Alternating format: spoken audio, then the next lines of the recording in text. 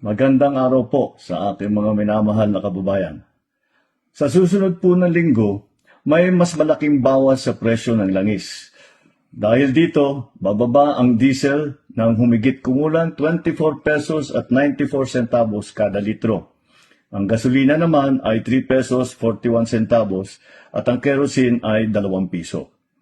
Mas malaki ito kaysa sa rollback nung nakaraang linggo at malinaw ang ibig sabihin nito para sa ating lahat. May ginhawang parating. At sa ating mga oil company, malinaw naman ang aking panawagan. Ipatupad ninyo ang rollback ng buo, tama, at walang pagkaantala.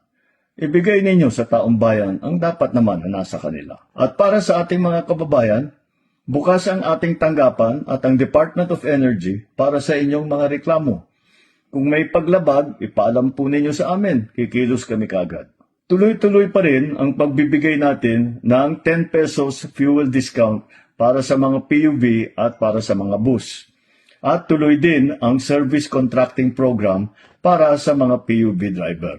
Ang bawat sentimo na ibinababa ay dapat maramdaman ng bawat Pilipino. Alam naman namin kung gaano kahalaga ang oras ng bawat kababayan natin.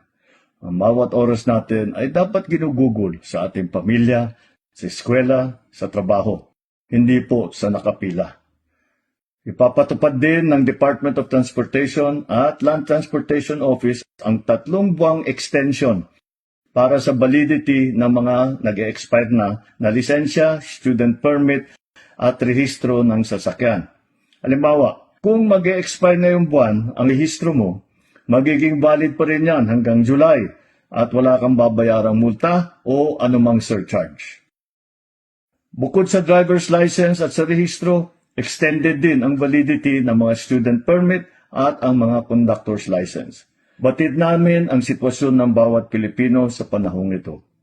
Hindi tayo titigil, hindi tayo uurong, at hindi nating hahayaan na ang ginhawang ito ay hindi po makarating sa taong bayan.